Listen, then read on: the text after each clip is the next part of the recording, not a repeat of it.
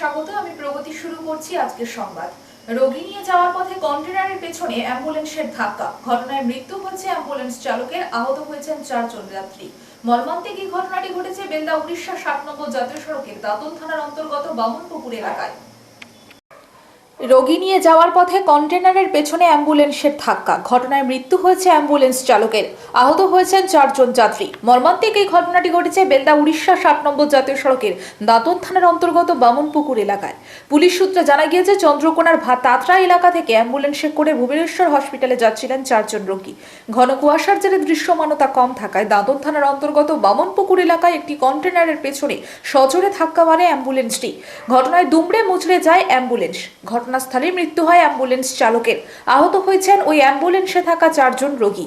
খবর পেয়ে দাঁতন থানার পুলিশ ঘটনাস্থলে গিয়ে রক্তাক্ত অবস্থায় 4 জনকে উদ্ধার করে দাঁতন গ্রামীণ হাসপাতালে ভর্তি করেছে বলে জানা গিয়েছে।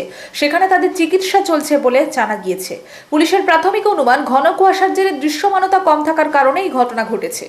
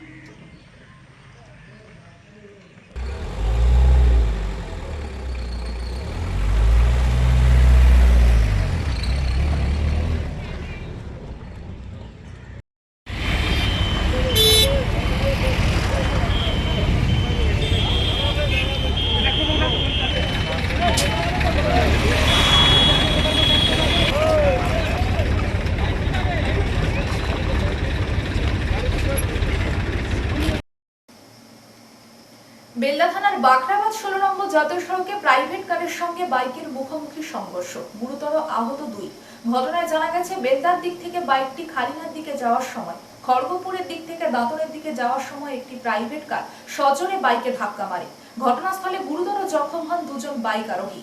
আহতদের মেদিনীপুর মেডিকেল কলেজ হাসপাতালে পাঠানো হয়। কি কারণে দুর্ঘটনা খতিয়ে দেখছে বেলদা থানার পুলিশ।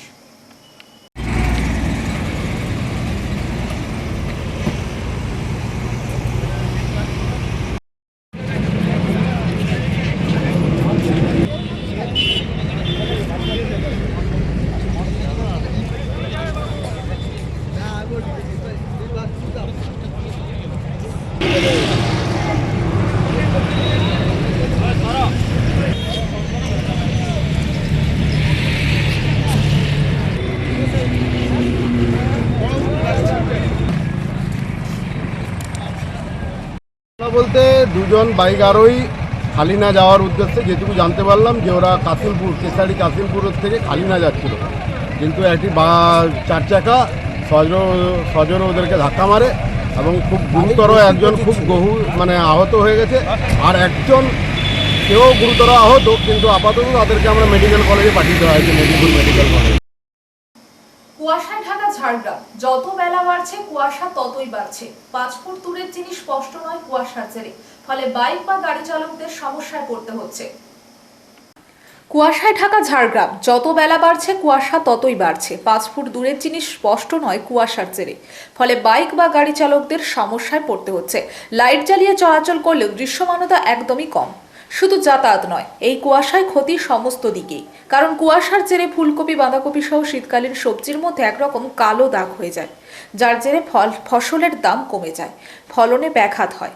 পশ্চিমী ঝঞ্ঝার জন্য শীত সামান্য কমলেও কুয়াশার দাপট ততটাই বেড়েছে। শীত সামান্য কমলেও তা বোঝার উপায় নেই, কারণ কনকনে ঠান্ডা হওয়ায় শীতের অনুভূতি প্রায় একই রকম। বছরের শুরু থেকে যে ঠান্ডা পড়েছে তা এখন আরো বেশ কিছুদিন থাকবে, এমনটাই আশা শীতপ্রেমীদের। ঘুরছে বিড়ি খাওয়া হ্যাঁ এখন কি ঠান্ডা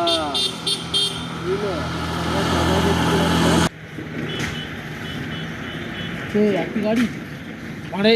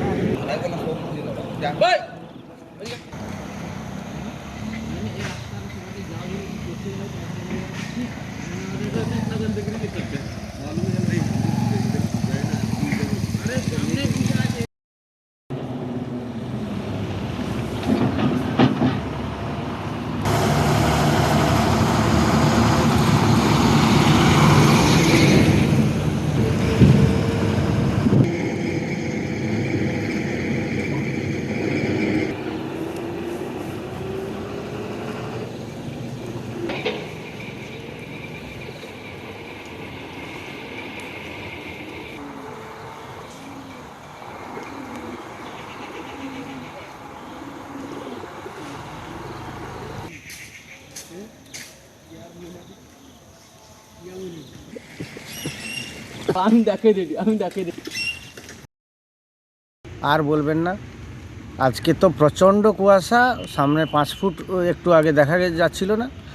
আজকে আমরা প্রতিদিনই যে মর্নিং ওয়ার্কে বেরিয়ে দেখতে পাই যে আমার সঙ্গী সাথীরা সবাই আসে, আমরা মাঠে হাঁটাহাঁটি করি, রাস্তায় হাঁটাহাঁটি করি, কিন্তু আজকে যা কুয়াশা তাতে গাড়িগুলো দেখছি রাস্তায় একে তো কম, তার উপরে যারা যাচ্ছে লাইট জ্বালিয়ে যাচ্ছে, খুব ধীর গতিতে গাড়িগুলো চলছে। এত কুয়াশা যে সামনে 10 ফুট দেখা যাচ্ছে না। এখনও যত বেলা বাড়ছে ততই কুয়াশার প্রকোপ বাড়ছে দেখছি। অন্যান্য দিনের তুলনায় আজকে খুবই কম। আমি যে মর্নিং ওয়ার্কে বেরিয়েছি আমার সঙ্গী সাথীরা কেউ আসেনি, আর গাড়ি অনেক কম, মানে সে না চলার মতোই চলছে, 2-1টা গাড়ি চলছে, এবং যারা যাচ্ছে তারা একদম লাইট জ্বালিয়ে ধীর গতিতে চলছে। গতিবেগ ওই 10 থেকে 20-র মধ্যে সীমাবদ্ধ।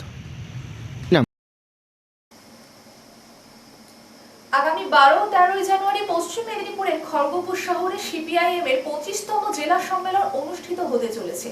সেই সম্মেলনকে সামনে রেখে রবিবার মেদিনীপুর শহরের পঞ্চুচকে আয়োজিত একটি সভায় উপস্থিত হয়েছিলেন সিপিআইএম এর রাজ্যসভার সাংসদ তথা বিশিষ্ট আইনজীবী বিকাশ রঞ্জন ভট্টাচার্য। রাজ্যের সাম্প্রতিক বিভিন্ন ইস্যুতে তৃণমূলকে চরম কটাক্ষ করেন তিনি বলেন, ডাকাতদের মধ্যে যেমন ভাগাভাগি নিয়ে অশান্তি হয়, তৃণমূলের মধ্যেও তেমনই শুরু হয়েছে। তাই তৃণমূলের হাতেই তৃণমূলের নেতারা খুন হচ্ছেন। আমাদের জেলা ভারতের কমিউনিস্ট পার্টি মার্ক্সবাদী 25তম জেলা সম্মেলন যে আলোচনা সভা, সেই আলোচনা সভার বিষয়বস্তু আপনারা দেখেছেন। ভারতের সংবিধান এবং এই সময় যারা নানাভাবে সরকার এবং প্রশাসন রাষ্ট্র ব্যবস্থার দ্বারা বিভিন্নভাবে বঞ্চিত হচ্ছেন, তাদের পক্ষ নিয়ে যিনি, প্রথমেই আমি তাকে সম্বর্ধিত করার জন্য অনুরোধ করব আমাদের প্রিয় ভারপ্রাপ্ত জেলার সম্পাদক কমরেড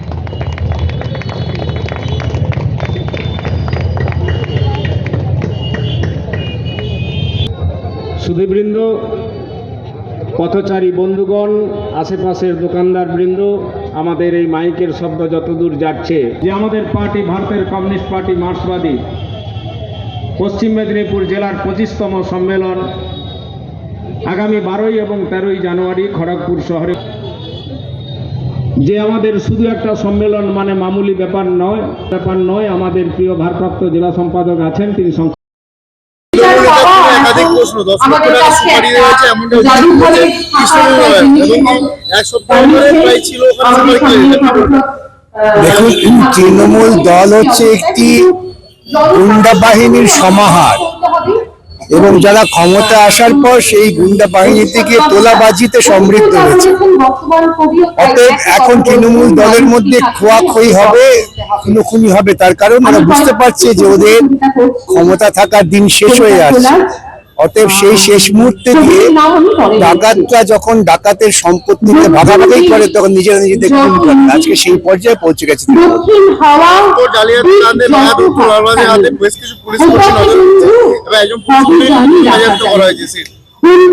এটা প্রথম থেকে আমি বলে আসছি যে অনুপ্রবেশ করার পর বিভিন্ন যে নথি তৈরি হয় সেটা প্রশাসনের প্রত্যক্ষ সাহায্য ছাড়া হতে পারে না। কেন্দ্রীয় প্রশাসন বলুন বা রাজ্য প্রশাসন বলুন, উভয় প্রশাসনই এই সমস্ত কাজের সঙ্গে গোপনে তার অনুমোদন দিয়ে এসেছে। আজকে প্রকাশ্যে আসাতে একটু হইচই হচ্ছে, কিন্তু এই পদ্ধতি চালু আছে বিগত কয়েক বছর ধরে। মানুষ দাঁড়ালে মানুষের পাশে, পথ দেখিভাবে নয়ন ভাসে।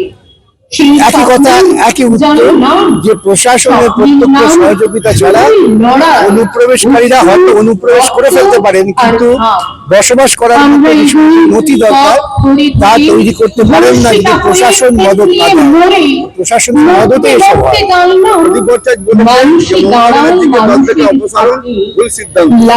এটা ওদের দলের অভ্যন্তরীণ ব্যাপার, সেটা উনি কি বলেছেন আমি বলতে পারবো না। তবে কংগ্রেসের মধ্যে চিরকালই আরএসএস পন্থী কিছু মানুষ থাকেন। আমার মতে মমতা হচ্ছে আরএসএস পন্থী, যিনি কংগ্রেসের মধ্যে ছিলেন। এখন তাড়িয়ে ঠিক করেছি ওরা বিচার করবে, কিন্তু কংগ্রেসের ইতিহাস দেখায় কংগ্রেসের ভেতর থেকে আরএসএস বা আরএসএস সমর্থিত মানুষেরা ধীরে ধীরে সরে গিয়েছে। এটা হবেই তো। আমি একটা কথা ধারাবাহিকভাবে বলি যে একদিন বিনা নোটিশে পুলিশ যদি সমস্ত তৃণমূল নেতার বাড়িতে ছাপা মারে, প্রচুর বোমা, প্রচুর অস্ত্র, প্রচুর বেআইনি টাকা উদ্ধার করা যাবে। এই কাজটা পুলিশ তো করছে।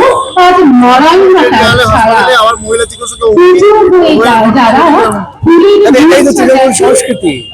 স্বাধীনভাবে যে কথা বলবে তাকে ওরা ভয় দেখাবে, হুমকি দেবে, এটা খুব স্বাভাবিক। তাই এর বিরুদ্ধে যখন আন্দোলন হয় তখন তৃণমূলীরা ভয় পেয়ে যায় এবং সে আন্দোলনকে উৎসাহ দিয়ে গ্রহণ করার চেষ্টা করে। গত 15 ডিসেম্বর সমবায় নির্বাচনে অবাধ ছাপ্পা, সন্ত্রাস ও খেজুরিতে হিন্দু হাটাও স্লোগানের প্রতিবাদে রামনগর বাসস্ট্যান্ডে প্রতিবাদ সভা। ঠিকরা মোড় থেকে রামনগর বাসস্ট্যান্ড পর্যন্ত কয়েক হাজার বিজেপি কর্মী সমর্থকদের মিছিলে পা মেলালেন রাজ্যের বিরোধী দলনেতা শুভেন্দু অধিকারী। উপস্থিত ছিলেন কাঁথি লোকসভা কেন্দ্রের সাংসদ সৌমেন্দু অধিকারী। উপস্থিত ছিলেন দক্ষিণ কাঁথি বিধানসভা কেন্দ্রের বিধায়ক অরূপ কুমার দাস, বিজেপি কাঁথি সাংগঠনিক জেলা সাধারণ সম্পাদক চন্দ্রশেখর মন্ডল।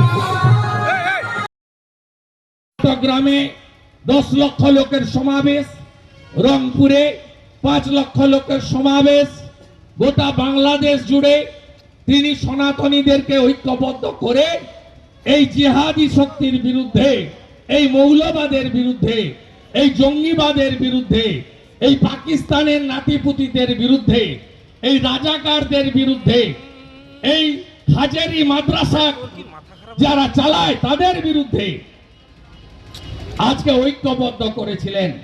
তাই তাকে গ্রেফতার করে রাখা হয়েছে। শুধু নয়, তাকে প্রসাদ, আপনারা অনেকেই বৈষ্ণব সমাজের সঙ্গে যুক্ত, কার্তিক মাস পালন করেন, দামোদর মাস, আপনারা জানেন বৈষ্ণবদের ঠাকুরকে পুজো দিয়ে প্রসাদ দিয়ে সেই প্রসাদ খেতে হয়, নিজের হাতে রান্না করতে হয়। আজকে উনার বৈষ্ণব ভক্তরা যারা প্রসাদ দিতে গেছিল তাদেরকেও গ্রেফতার করা হয়েছে। এখন তো আমরা যা শুনছি তাতে উনার শারীরিক অবস্থা অত্যন্ত খারাপ। আমরা এই তরুণ সন্ন্যাসী তার জন্য রাধা মাধবের কাছে প্রার্থনা করছি। আমরা বিশ্ব সমাজের কাছে অনুরোধ করছি, আপনারা এগিয়ে আসুন, এগিয়ে এসে আপনারা সবাই মিলে আমেরিকা, ইসরায়েল, ভারত যারা মৌলবাদ, জঙ্গিবাদের বিরুদ্ধে লড়াই করেন, যা করার দরকার সেই কাজটা করুন। কারণ এরা রাজনৈতিক বা কূটনৈতিক পদ্ধতিতে থামার লোক নয়।